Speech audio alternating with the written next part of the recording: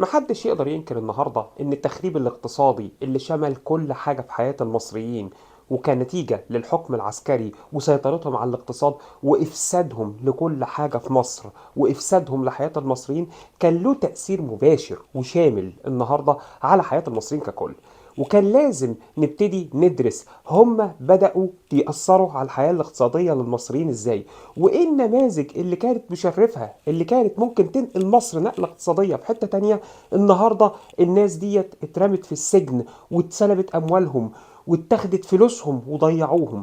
عشان نشوف احنا النهاردة نتكلم عن نموذج من النماذج ديت اللي اتفدى حياته عشان البلد وفجأة كل حاجة راحت منه.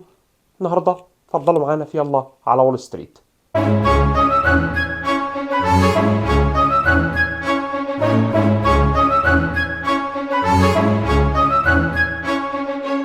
وابتديت ابحث في جذور المشكله ولقيت ان في سورس قوي جدا جنبي.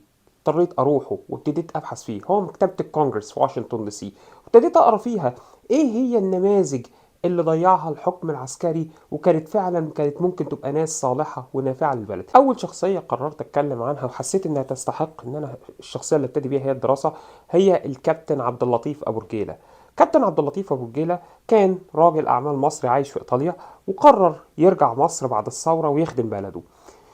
الراجل كان مشغول بفكرة المؤسسة، وأول مؤسسة فكر يبنيها يحول نادي الزمالك من مجرد 3 أوض ومدرج خشبي على نيل العجوزة إلى مقر جديد وصرح كبير. فاختار أبو رجيلة منطقة 100 عقبة. 100 عقبة كانت في الوقت ده مش 100 عقبة اللي احنا نعرفها اللي كلها براج، دي كانت خليط من المزارع والمساكن العشوائية الفقيرة. قبل ما ان هو يبني في نادي الزمالك هو قرر ان هو يحتاج يمد كهرباء وميه عشان النادي يقوم، وبالتالي قرر ان هو يمد الكهرباء والميه كمان لسكان 100 عقبة عشان يعمر المناطق اللي حوالين النادي ويخليها منطقة في حتة تانية خالص. كل ده كان على ميزانية وعلى حساب عبد اللطيف ابو رجيلة. في نفس الوقت ده كان في واحد اسمه اللواء عبد اللطيف بغدادي، ده كان من ال 19 ضابط بتوع مجلس قيادة الانقلاب المسمى ثورة يوليو، وكان وقتها هو وزير الشؤون البلدية. وبعد كده سنة 1961 عبد اللطيف البغدادي من قرب من عبد الناصر عينه نائب رئيس للجمهورية للإنتاج ووزير للخزانة والتخطيط.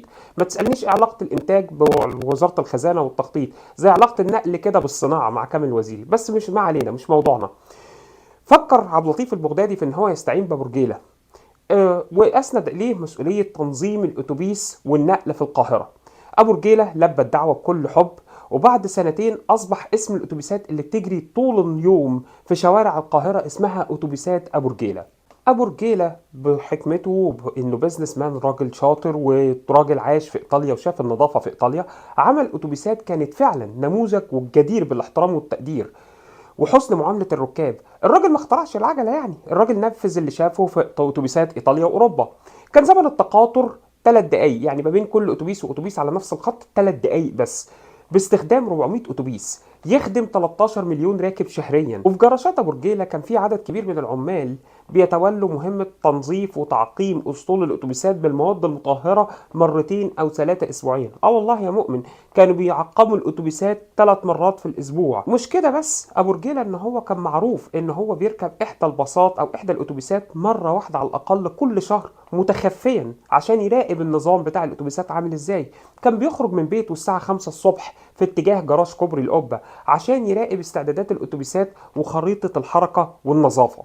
كان بيوزع فلوس من جيبه الخاص بعيد عن حسابات الشركة على الموظفين، وفي المقابل لا تهاون مع أي حد مقصر، يعني حد عامل المراكب بطريقة مش كويسة، حد ما كانش منظف الأتوبيس كان السواق كان بيجري بسرعة بيبهدل الأتوبيسات. كل ده أبو رجيلة كان بيقابله بحزم، شركته وفلوسه وقطاع خاص، والراجل عايز يقدم خدمة يحتذى بيها والناس تتنيها تحافظ على الثقة بتاعتها في أتوبيسات. مش كده بس، أبو رجيلة كان مفتون بالتجربة الإيطالية وقرر إنه ينفذها بحذافيرها، ففتح الباب للمرأة للعمل في الأتوبيسات بتاعته، وكان هو أول من بدأ وظيفة كمسارية ست.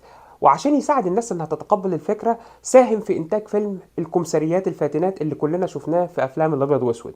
وبعد كده أبو رجيلة قرر يطور التجربة، فضم لأسطول أتوبيساته سيارات مرسيدس ألماني أشاعت البهجة في شوارع القاهرة. وكانوا الناس بيتعاملوا مع أتوبيسات أبو رجيلة باعتبارها خروجة، وكانوا بيتباهوا ما بينهم بأنهم ركبوا النهاردة أتوبيس أبو رجيلة، لدرجة أن مجلة روز اليوسف سنة 1955 كتبت مقال كبير وكان عنوانه شيء بديع في شوارع القاهرة اسمه الخط رقم 33.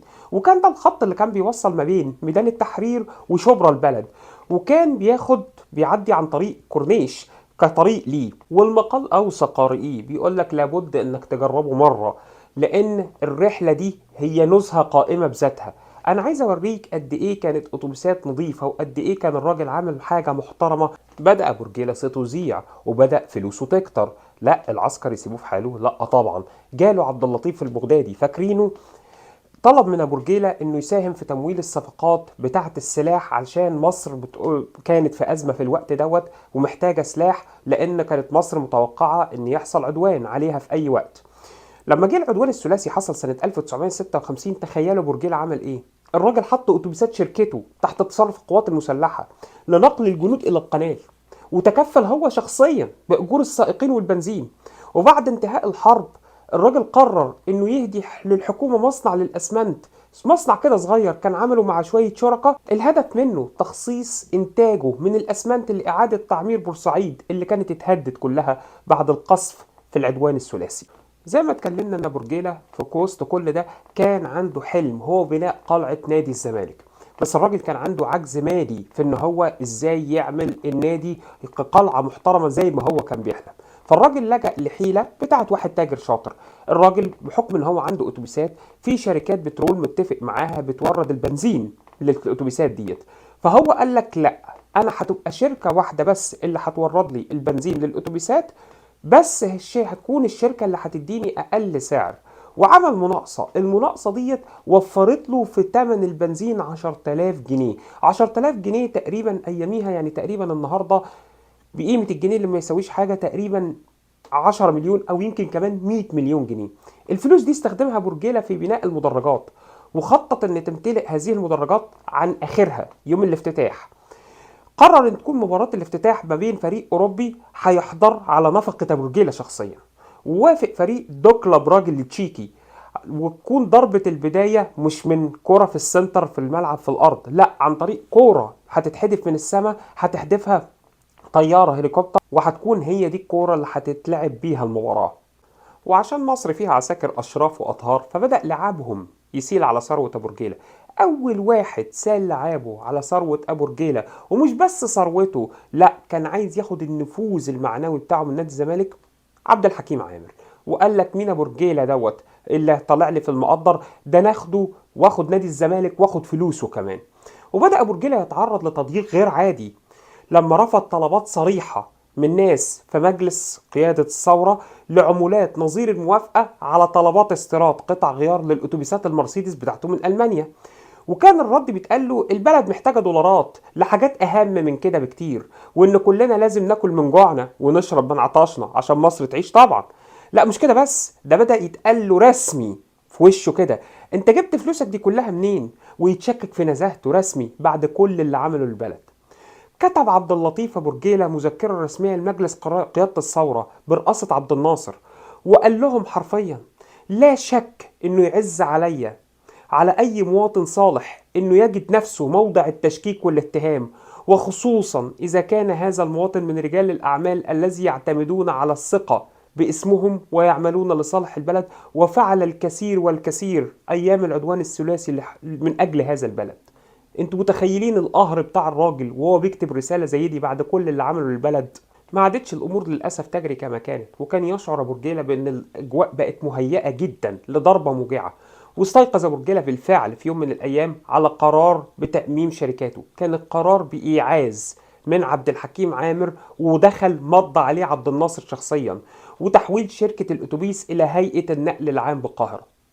انهى التأمين مهمة أبو رجيلة في مصر. الراجل سابها وقرف وراح سافر على إيطاليا، وبدأ يسافر من دولة أوروبية لدولة أوروبية، يؤسس كده شركات صغيرة شغالة في مقاولات الطرق وشركات النقل. كل ده ما نساهوش الغدر والغصة اللي سابتها له مصر في قلبه واللي عملوا فيه الحكم العسكري. ابو رجيله في نهايه السبعينات قرر يرجع مصر بلده. الراجل احزنه ما قال اليه مشروع اتوبيسات القاهره، وشاف هيئه النقل العام في القاهره مشروع الاتوبيس بتاعها بقى مدمر شكلا ومضمونا.